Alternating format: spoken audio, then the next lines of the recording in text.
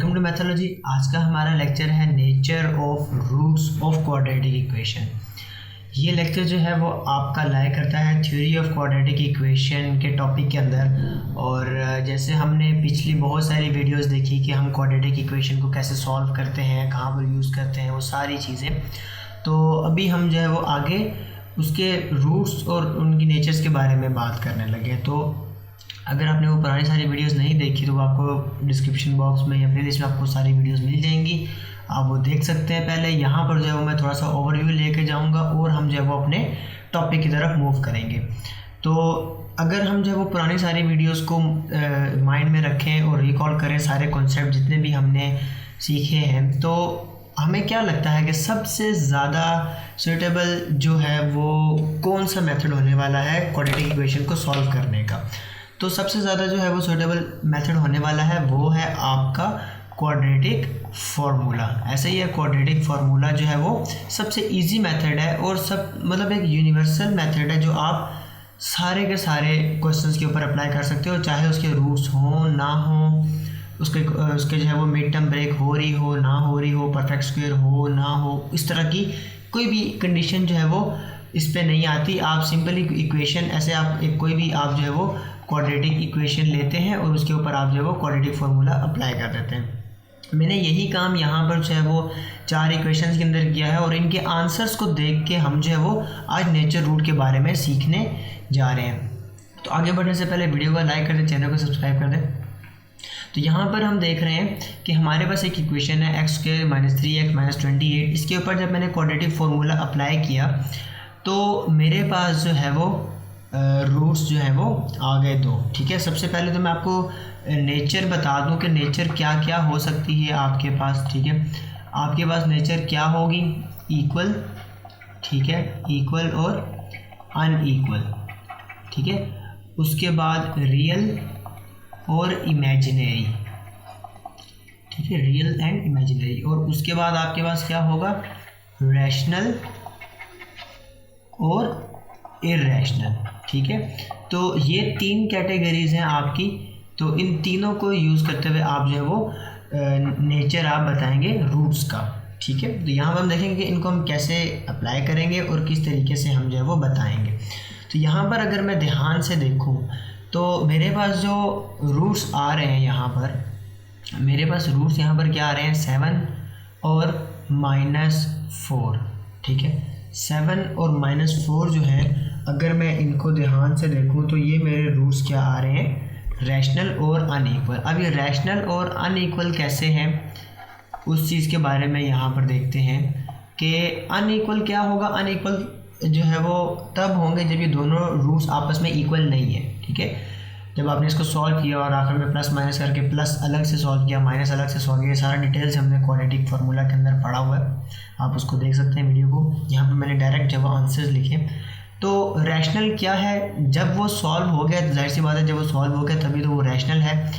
और उसके बाद अनइक्वल क्यों है, क्योंकि ये दोनों रूट्स जो हैं वो आपस में बराबर नहीं है, आपस में इक्वल नहीं है। इसी तरह अगर आप देखें यहाँ पर, तो यहाँ पर दोनों रूट्स जो हैं वो सेम आ रहे हैं। तो दोनों रूट सेम आ रहे हैं, तो मैंने आपको क्या बताया था, दोनों रूट सेम है तो इक्वल आपने कहना है इसको। ठीक है, और इसके साथ साथ ही जो आंसर आपका एक रैशनल नंबर आंसर आया आपका, तो आप इसको रैशनल भी बोलेंगे।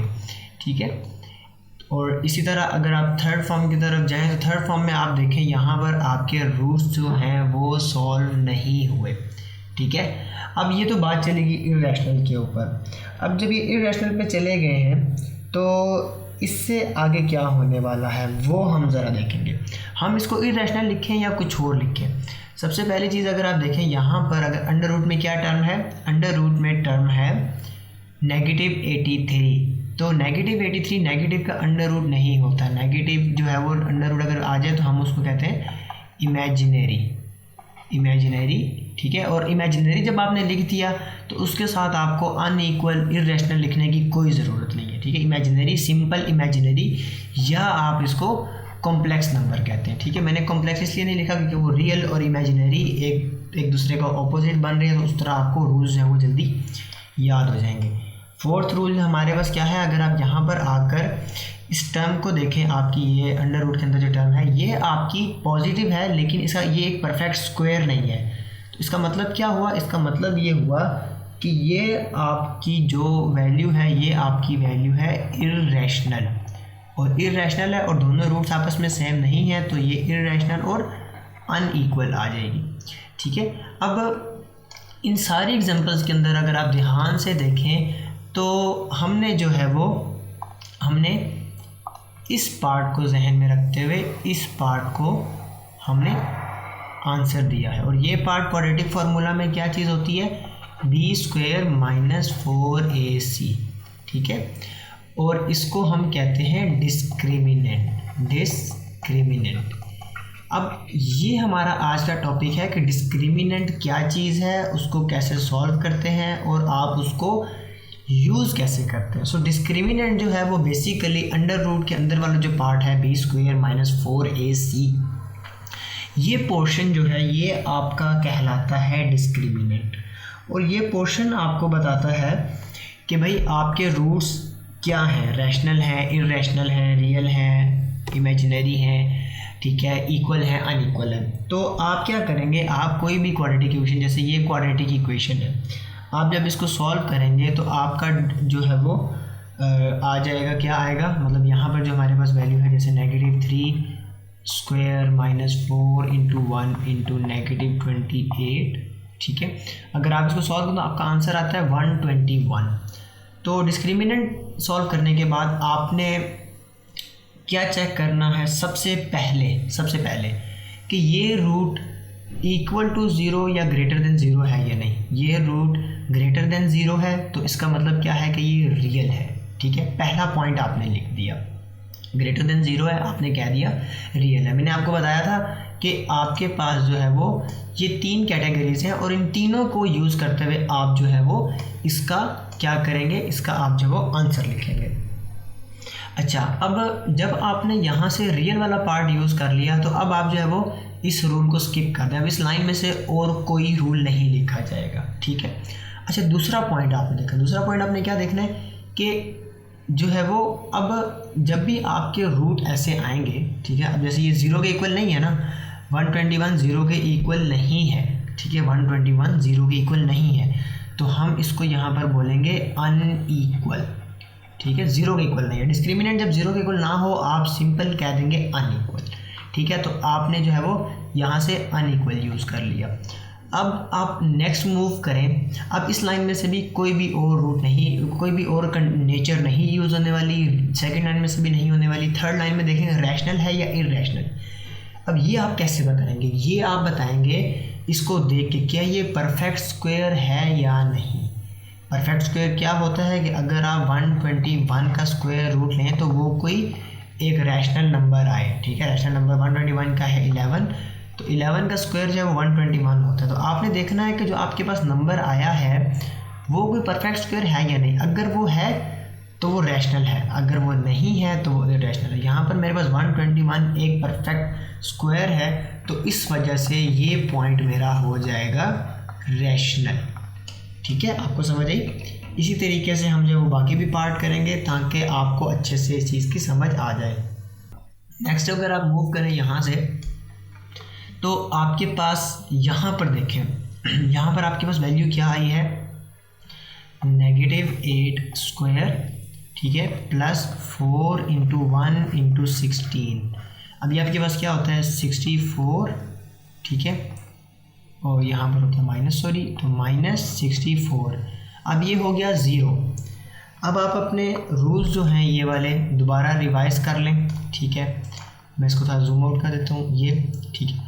अब ये आप इसी सीक्वेंस में लिखें ताकि आपके पास ये एक प्रॉपर सेट बना हो और आपको पता हो कि जो मेरे पास ये 3 सेट बने हुए हैं, पहला इक्वल अनइक्वल का सेट, दूसरा रियल इमेजिनरी का सेट, तीसरा जो है वो रैशनल इरेशनल का सेट।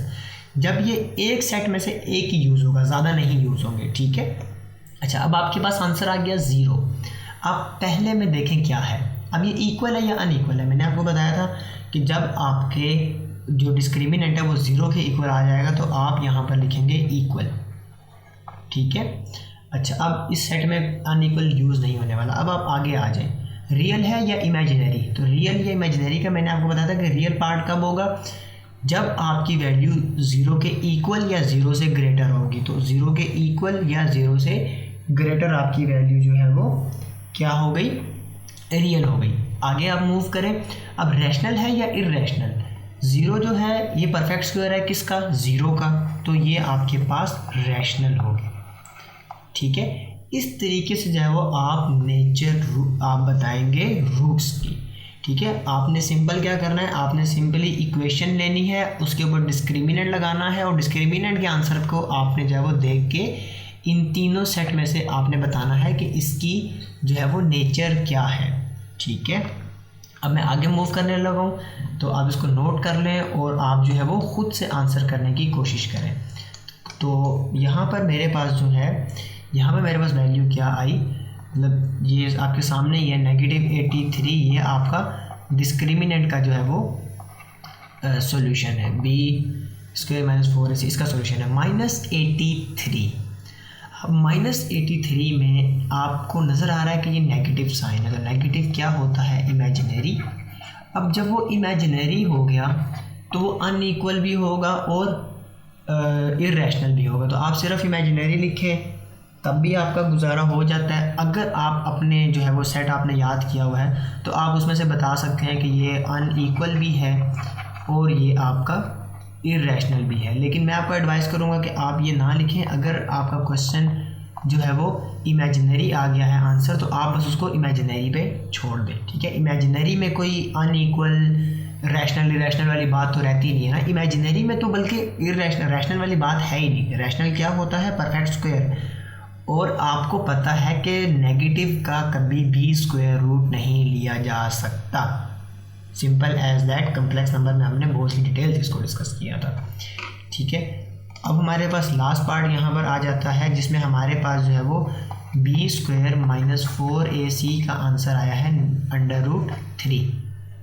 सबसे पहला पॉइंट, ग्रेटर देन 0 है या नहीं, ग्रेटर देन 0 है तो रियल पार्ट है। ठीक है, और 0 के बराबर नहीं है तो अनइक्वल है। परफेक्ट स्क्वायर है या नहीं, भाई अगर परफेक्ट स्क्वायर होता 3 आपका तो अंडर रूट से बाहर ना आ चुका होता। 3 आपका परफेक्ट स्क्वायर नहीं है तो आप इसको क्या बोलेंगे, आप इसको बोलेंगे इर्रेशनल। ठीक है, इस तरीके से जो है वो आप यहाँ पर रूट्स को आप डिफाइन करते हैं। आपने सिंपल क्या करना है, आपने सिंपल इक्वेशन पिक करनी है। यहाँ से इक्वेशन के ऊपर आपने अप्लाई कर देना है डिस्क्रिमिनेंट। ठीक है, इसको शॉर्ट में डिस्क भी लिखते हैं। ठीक है, डिस्क्रिमिनेंट आपने अप्लाई कर देना है और डिस्क्रिमिनेंट के आंसर को देख के आपने रूट्स आपने बता देने हैं कैसे, अपने इस सेट को यूज़ करते हुए। ये सेट मैंने आपके लिए क्रिएट किया है, बुक वगैरह में आपको ऐसे नहीं मिलेगा। अगर आप इस सेट को इसी सीक्वेंस में अपने पास लिखें तो आपके लिए इजी हो जाएगा, ताकि आपको पता हो कि यार एक सेट में से एक ही वैल्यू यूज़ होगी, या तो वो इक्वल होगा या अनइक्वल होगा। वो कभी भी दोनों इक्वल और अनइक्वल नहीं हो सकता। ठीक है, और इसी तरह रियल होगा और इमेजिनरी होगा। अगर आप कहते हैं तो मैं इसको यहाँ पर लिख देता हूँ कि इक्वल आपका कब होगा, =0 पे। ठीक है, और उसके अलावा आपका हो जाएगा अनइक्वल। सेकंड पोर्शन है आपका रियल आपका ग्रेटर देन या =0 पे होगा, अदरवाइज लेस देन 0 पे वो इमेजिनरी जाएगा। ठीक है, और थर्ड आपका जो है वो रैशनल आपका परफेक्ट स्क्वायर पे होगा और इर्रेशनल आपका जो है वो जब परफेक्ट स्क्वायर नहीं होगा तो वो इर्रेशनल कहलाएगा। रैशनल आपका परफेक्ट स्क्वायर होगा। ठीक है, और अगर वो परफेक्ट स्क्वायर नहीं होगा तो वो फिर इर्रेशनल कहलाएगा। तो ये इसके जो है वो शॉर्ट रूल्स मैंने आपके पास यहाँ पर लिख दिए। अब इन रूट्स को यूज़ करते हुए हम कुछ कॉम्प्लेक्स जो है वो प्रॉब्लम सॉल्व करने वाले हैं यहाँ पर।